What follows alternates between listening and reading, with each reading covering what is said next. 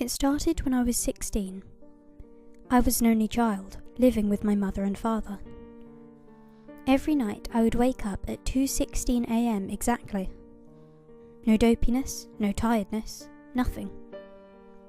I would sit bolt upright for a reason unknown to me, and I would listen.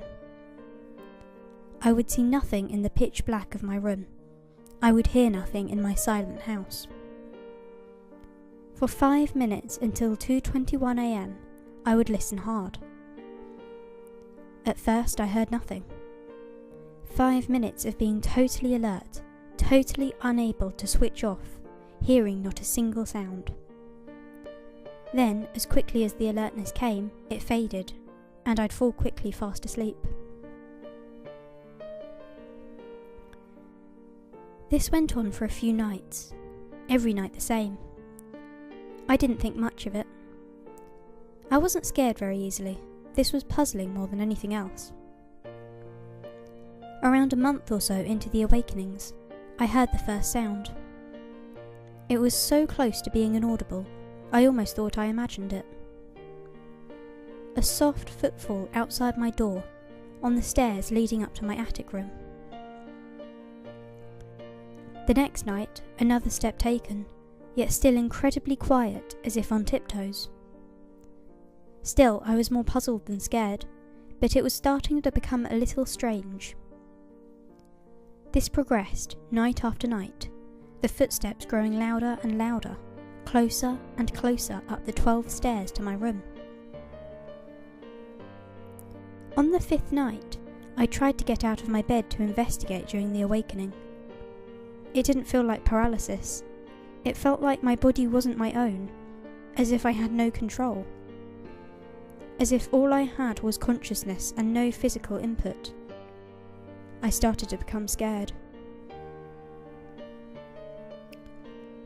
The next day I stayed off school sick.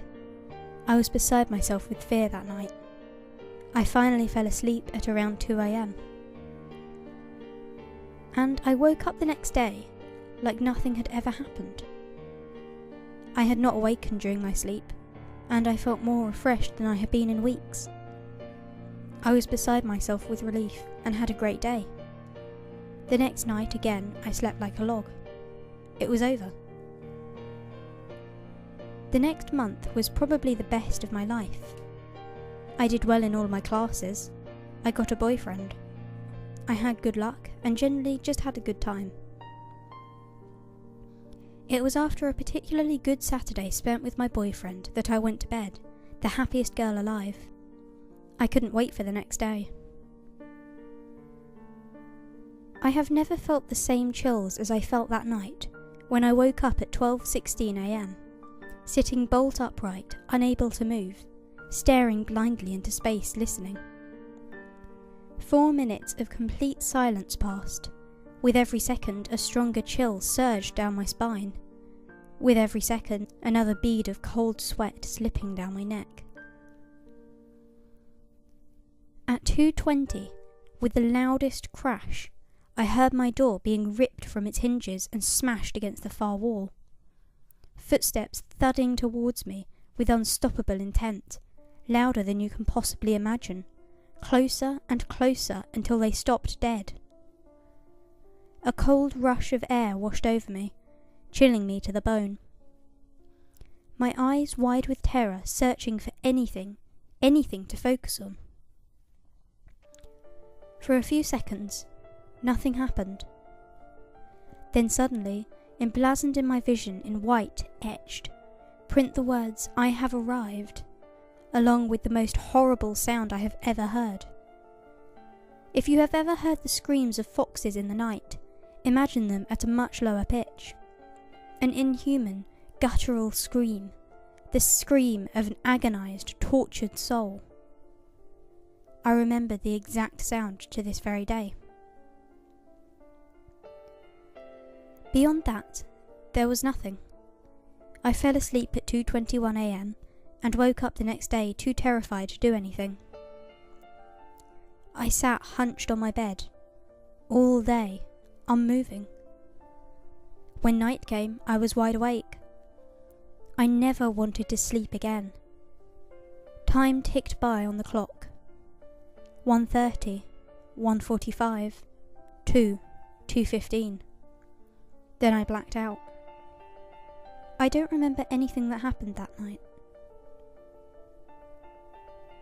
I awoke to find myself standing in my parents' room. Simply standing there, arms by my sides, relaxed. I had no idea how I got there, which in itself was slightly alarming, as I had never been prone to sleepwalking. But the disturbing thing was that I didn't feel odd. I didn't feel out of place, staring down blankly at the faces of my sleeping parents. I couldn't help but notice how vulnerable they looked. Eventually, I snapped out of my trance and went downstairs. I vaguely remember making breakfast. I ate food but tasted nothing. My senses seemed to be dulled, my head hazy. Despite the horror of the night before last, I did not feel scared. I didn't feel, well, anything. I went to school that day, concentrating on nothing, accepting a detention wordlessly, coasting along. Never once making an attempt to talk to anyone about anything. School ended and I walked home. That night my phone rang. I watched it. I remember just watching it ring out. No desire to answer. No desire to even check who it was. Presumably it was my boyfriend, as he came round later that night. I was upstairs, just sitting on my bed staring at the wall. He tried to talk to me. I didn't answer. He lay down and pulled me down with him.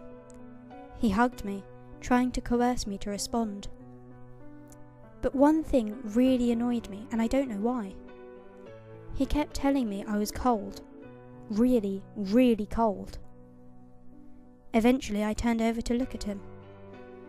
At first he smiled as my eyes met his. Finally a response. The smile quickly faded. I felt no love for this guy. I felt like I did not know him, and this must have been reflected in my eyes. Empty, devoid of caring. All I could see was his vulnerability, lying there next to me. He fell asleep at about 1 a.m. I just watched him like that for a full hour. At 2 a.m. I closed my eyes. Not even a hint of anxiety. I counted those 16 minutes, second by second, and thereafter I remember nothing. I woke up in a pool of blood as dawn broke. I looked to my right to see my boyfriend. His chest had been ripped apart, his ribs hanging loose at either side. Unidentifiable organs spilling out. I felt nothing. I rose from my bed covered in blood. I followed a trail of red arterial blood out of my room, down my stairs into my parents' room. My father's head lay bloodied and caved in beside his still oozing neck. A giant gash split his back in two. His right leg rammed down my mother's throat, her jaw unhinged, and her legs and arms crumpled at impossible angles. I felt nothing. I turned around and walked downstairs. I noticed a trail of blood left in my wake. You could smell it seeping into the carpet, the cloying smell of iron pervading the house, even through my numbed senses. I went and made myself breakfast. Another tasteless meal. In fact, it was getting worse. I could taste less than the day before. I went back upstairs and stared at the wall for hours, I think. By now I keep forgetting what happened. My mind just became cloudy and unaware of what was happening. Eventually I just lay back down in the pool of blood, next to my eviscerated boyfriend. I remember reading 2:16 on the alarm before I went to bed that night. I remember waking up standing in front of the wall next to my parents' room. From the doorframe to where I was standing at the wall, neat rows of blood-coloured handprints. I couldn't see much, but looking down I saw my hand smeared in red. My hearing was almost gone. My touch was so dull that I felt completely separate from the rest of the world. Trudging over to my parents' room, I should have been horrified, because of the fact that every wall, the floor, and even the ceiling were covered in handprints, my handprints, inked in my parents' coagulating blood. The last thing I remember doing was going downstairs and clumsily searching through the drawers, finally finding a rusty old knife that had dropped behind the back of one drawer, then making my slow way upstairs. Then nothing. A neighbour eventually complained about the smell coming from our house. The police arrived shortly afterwards. I pity anyone who had to step into that house. Nearly a week's decay would have made the smell utterly overwhelming.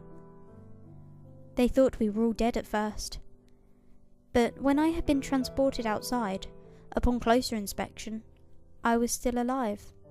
Somehow. They had found me on the stairs, with both legs and my left arm lying beside me, detached. There were no clean cuts, nothing surgical about the procedure. They could not explain how I had not died of shock or blood loss, but as they discovered my only remaining limb grasping that blunt, rusty table knife, they knew what had done it. I've been in the institution for 2 weeks now. I've never felt better. I feel normal. I'm like any other person now. Any one of you. I could be living a normal life, feeling like this. Like every one of your existences.